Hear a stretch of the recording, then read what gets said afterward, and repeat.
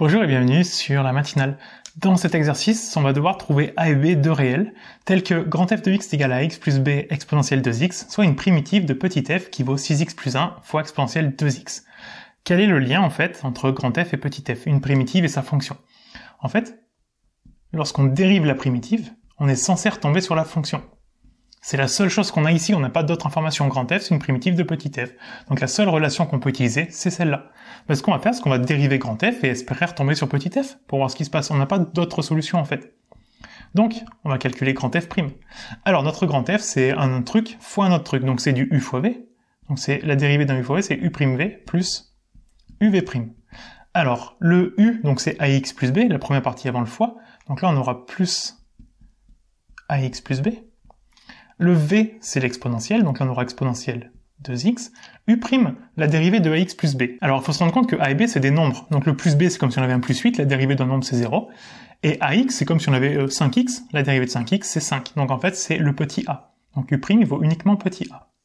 Et le v', alors exponentielle 2x, comment on le dérive? Ça, normalement, c'est assez facile, mais on n'a pas un exponentiel classique, on a un exponentiel u. Dans l'exponentiel, on a un peu plus que du x, on a une fonction, c'est-à-dire qu'on a une fonction composée. Ça marche exactement de manière classique. Peu importe la fonction composée, ça marche de manière classique. On dérive un exponentiel, on sait que l'exponentiel donne lui-même. Mais on pense que quand on le fait avec une fonction composée, on multiplie toujours le résultat par u'.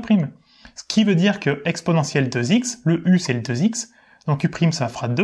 Donc là on aura un fois 2. Exponentielle u, c'est l'exponentielle de départ, exponentielle 2x. Alors, est-ce qu'on est bien avancé ou pas? Je ne sais pas. On voulait grand f' égale à petit f. Quand on veut comparer deux choses, il faut les écrire sous la même forme. Le petit f, on l'a factorisé par exponentielle 2x. Donc là, ce qu'on va faire, c'est qu'on va factoriser par exponentielle 2x pour avoir la même écriture. Alors l'exponentielle 2x, dans le premier terme, il y est a fois, et dans le deuxième terme, il y est 2 fois ax plus b. On a tout ça.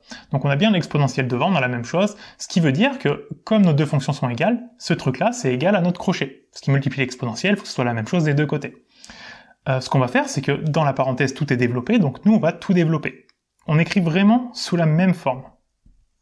Donc on aura a plus 2ax plus 2b. Et donc, nous, on doit avoir a plus 2ax plus 2b égale à 6x plus 1. Comme les deux écritures sont égales, forcément, dans la parenthèse ici et dans le crochet là, on a la même chose.